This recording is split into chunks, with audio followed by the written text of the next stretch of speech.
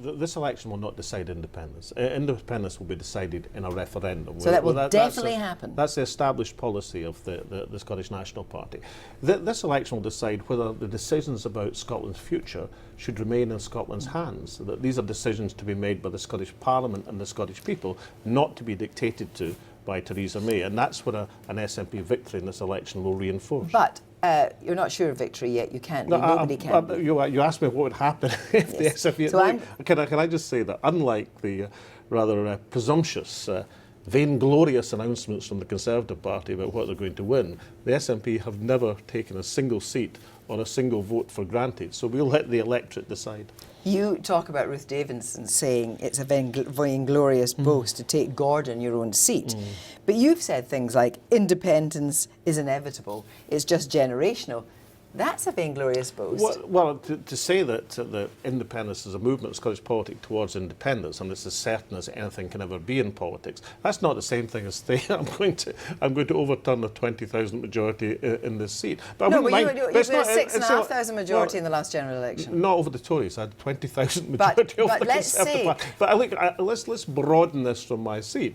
I mean, the Tories have this always extending list of seats they're going to gain. I'm merely saying that in the northeast of Scotland and in the borders of Scotland and in any common sense area of Scotland, the people who make vainglorious boasts before an election can often be brought down to earth with a large bump. You could say that you would be making a vainglorious boast between a second independence referendum, because you have said independence is inevitable, it's just generational. You don't know that. No, it's a generational thing. I think the movement, and my belief has always been that once the key decision was to establish the Scottish Parliament, once the Scottish Parliament was established, then it would increase in its hands its powers over a period of time.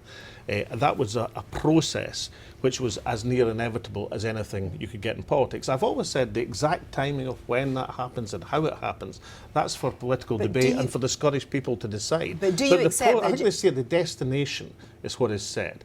The route and the number of stops you have on the way, that's more difficult to determine. But that's so interesting you say the destination is set. So what you're essentially saying is the Scottish people could deliver no message at this general election which would indicate that they don't want a second independence referendum. That's quite a thing to say. No, the Scottish people, my whole basis in being in politics is to let Scotland decide. But what I'm saying is, once we establish the Scottish Parliament, in this instance, we're sitting here not far from Linlithgow, and the late Tam Dalyell stayed in the bins a few minutes from here.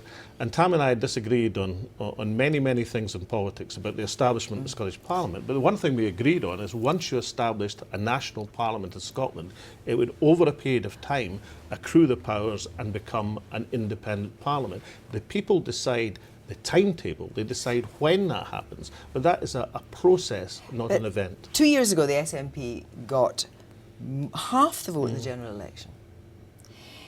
If that figure is significantly lower in this election, are you saying that irrespective of how they voted on Brexit, they don't want independence? No, what I'm saying is that the SNP will go into this election looking for every vote in every possible constituency, striving hard to win the election. And you judge the winning of an election by the party that gets the most seats and the most votes, and you don't take anything for granted. But if the direction of travel, can I just ask you, if the direction of travel in this election is that Ruth Davidson moves and takes a number of seats, including perhaps, first of all, Berwickshire, which has got a very, very slender majority, and takes a number of seats. Or Gordon with the 20,000 majority. Yeah, because if in fact everybody tactically voted against you on the same turnout, on the same percentage of the vote, you'd be out. Why wouldn't they tactically vote against the Conservatives, who are disliked? Listen, I saw an interesting figure in the poll a couple of weeks ago. It didn't ask how people were voting. It said, looked at the parties and said, do you like this party?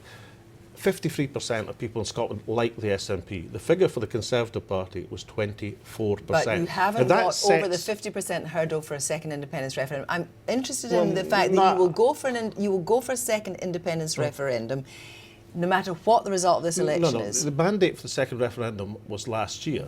The decision on what happens at this election is a matter for the people of Scotland, but you judge whether you win or lose an election by winning the most seats and the most votes.